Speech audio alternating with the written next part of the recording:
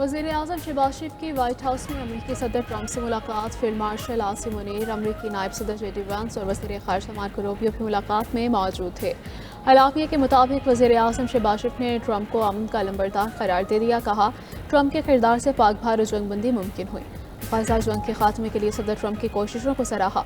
वज़ीर-ए-आज़म का सिक्योरिटी और इंटेलिजेंस के शोबों में ताउन को मज़ीद फ़रोग़ देने पर जोर। कहा, उम्मीद है सदर ट्रंप की क़यादत में दोनों मुल्कों के ताल्लुकात मज़ीद मजबूत होंगे। मुलाकात 1 घंटा 20 मिनट तक जारी रही। वज़ीर-ए-आज़म मुलाकात के बाद वाशिंगटन से न्यूयॉर्क पहुँच गए। आज अक़वाम मुत्तहिदा की जनरल असम्बली से खिताब करेंगे।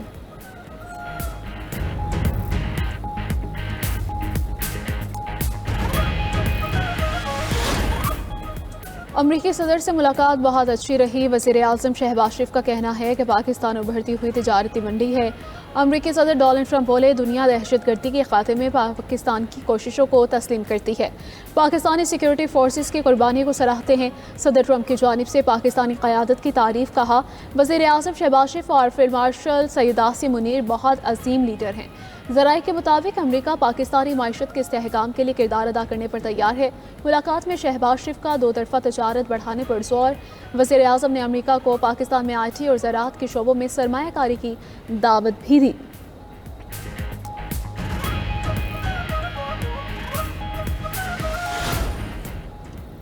पाकिस्तान स्टॉक मार्केट में नई तारीख रकम इंडेक्स 2 नफसाती हदें अबूर करके तारीख में पहली बार 1,61,000 की सतह क्रॉस कर गया।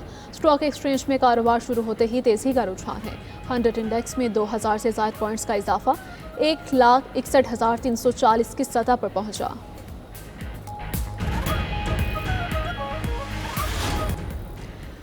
वज़ीर आला पंजाब मरीम नवाज की ज़ेर सदारत महकमा सेहत पर खुसूसी इजलास। पंजाब के पब्लिक और private medical and dental colleges के लिए एडमिशन पॉलिसी की मंजूरी।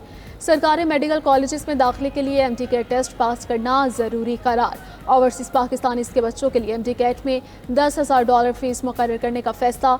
प्राइवेट मेडिकल कॉलेज लिस्ट में नाम आने पर उम्मीदवार को यूनिवर्सिटी ऑफ हेल्थ साइंसेज में 1/3 फीस जमा करवाना होगी। दाखिले के ख्वाहिशमंद तलबा हतमी मेरिट लिस्ट आने पर मुतल्लिका कॉलेज में ही बाकी फीस जमा करवाएंगे।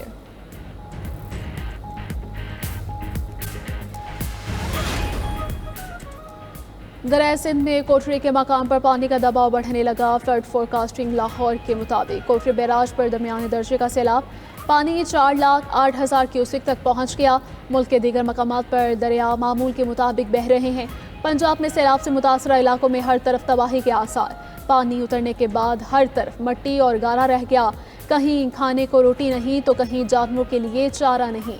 जलालपुर पिरवाला में सैलाब से मुतासरा M5 मोटरवे ताहाल बंद।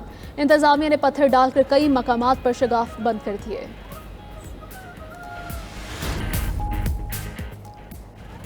FBI के साबिक सरबराह जेम्स कोमी पर फर्द जुर्म आयद। अमरीकी महकमा इंसाफ के मुताबिक जेम्स पर झूठ बोलने, तहकीकात में रुकावट डालने का इल्ज़ाम है। अमरीकी सदर ट्रंप कहते हैं कि इंसाफ हो गया। जेम्स कोमी बदतरीन इंसानों में एक हैं।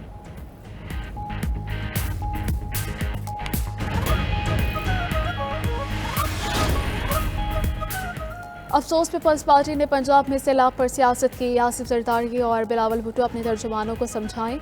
वज़ीर आला पंजाब मरीम नवाज का डेरा गाजी खान में तकरीब से खिताब। कहा कि पंजाब की तरफ उठने वाली उंगली तोड़ दूंगी। बराए मेहरबानी अपने मशवरे अपने पास रखें। मुतासरीन BISP के 10-15 हज़ार रुपये का क्या करेंगे? हम मुतासरीन को 10 लाख रुपये तक दे रहे हैं।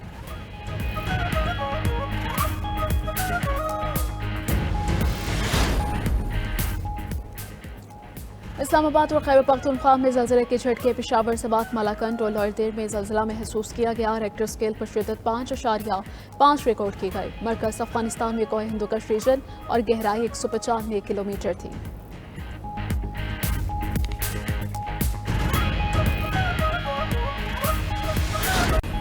पाकिस्तान बांग्लादेश को हराकर एशिया कप के फाइनल में पहुंच गया। डू और डाई मैच में पाकिस्तान और बांग्लादेश का सनसनीखेज मैच। ग्रीन शर्ट्स ने कम हदफ का कामयाब दिफा किया। पाकिस्तानी टीम ने पहले खेलते हुए 136 रन का हदफ दिया। जवाब में बांग्लादेशी टीम मुकर्रर ओवर्स में 124 रन बना सकी। पाकिस्तान अहम मैच 11 रन से जीत गया। पाकिस्तानी बॉलर्स की शानदार कारकर्दगी बांग्लादेश को खुलकर न खेलने दिया। इनिंग्स के दौरान वक्फे से बांग्लादेश की विकेटें गिरती रहीं। शाहीन शाह अफरीदी और हारिस रऊफ की 3-3 विकेटें, साइम अयूब की 2 और मोहम्मद नवाज के हिस्से में 1 विकेट आई। बांग्लादेश की तरफ से शमीम हुसैन 30 रन बनाकर नुमाया रहे। पाकिस्तान की तरफ से मोहम्मद हारिस ने सबसे ज्यादा 31 रन बनाए। फाइनल रिवायती हरीफ पाकिस्तान और भारत के दरमियान इतवार को खेला जाएगा।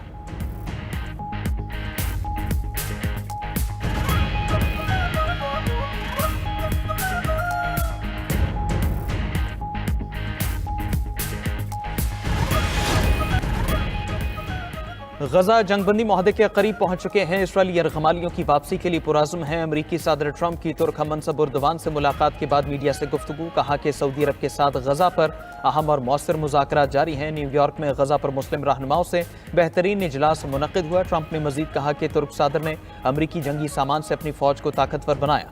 तुर्किया F-35 और F-16 तैयारे खरीदना चाहता है। तुर्किया के साथ अहम तिजारती मुआहदे करेंगे। मुज़ाकरात अच्छे रहे तो तुर्किया पर पाबंदियां फौरन हटा सकते हैं। चाहता हूं तुर्किया रूसी तेल खरीदना बंद करे।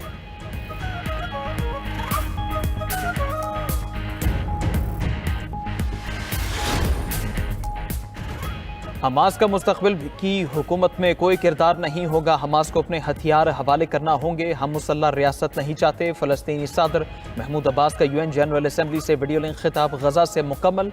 इसराइली इनखला का मुतालबा कर दिया। कहा कि गजा को इस वक्त तारीखी नस्ल कुशी का सामना है। गजा की पट्टी फ़लस्तीन की रियासत का एक अटूट हिस्सा है। हम वहाँ की हुक्मरानी और सिक्योरिटी की मुकम्मल जिम्मेदारी उठाने के लिए तैयार हैं। इसराइल गजा में ऐसे जंगी जुर्म कर रहा है जो इंसानी तारीख में याद रखे जाएंगे।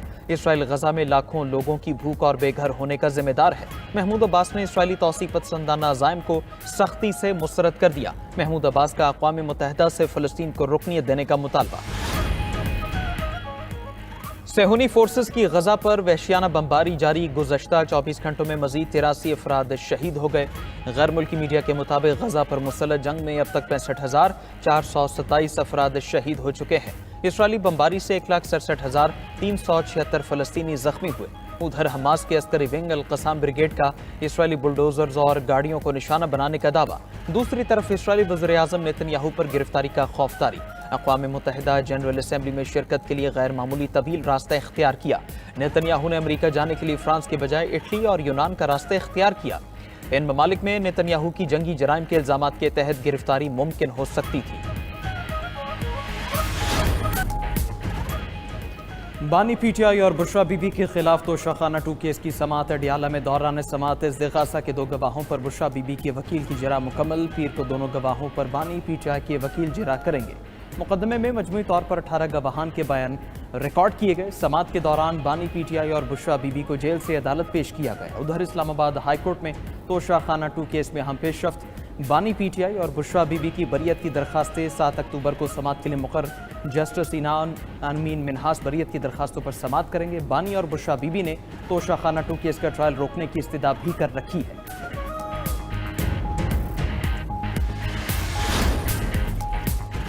बानी PTI के खिलाफ मुकदमात प्री प्लान्ड हैं। एक केस में सजा होती नहीं, दूसरा केस बना देते हैं। वजीर आला KP अली अमीन गंडापुर की इस्लामाबाद हाई कोर्ट के बाहर गुफ्तगू।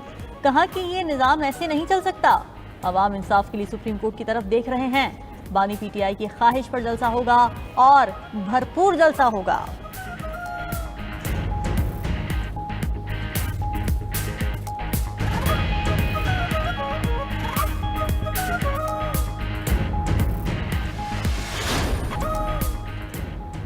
जंग खत्म होने के बाद मुल्क की क़यादत छोड़ दूंगा, यूक्रेन के सदर व्लादिमीर ज़ेलेंस्की का ऐलान। अमरीकी मीडिया को इंटरव्यू में ज़ेलेंस्की ने कहा कि अगर जंग बंदी होती है तो वो पार्लियामेंट से इंतखाबात कराने का मुतालबा करेंगे।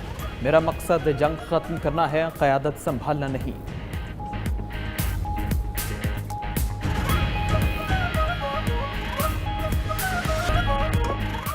सियासी बयान देने पर भारतीय कप्तान सूर्या कुमार यादव की सरजनिश। भारतीय कप्तान की सियासी बयान देने पर आईसीसी में पेशी। आईसीसी ने मैच के बाद सियासी बयान पर भारतीय कप्तान से वजाहत तलब की। आईसीसी ने सूर्या कुमार यादव को आइंदा सियासी बयान न देने की हिदायत कर दी।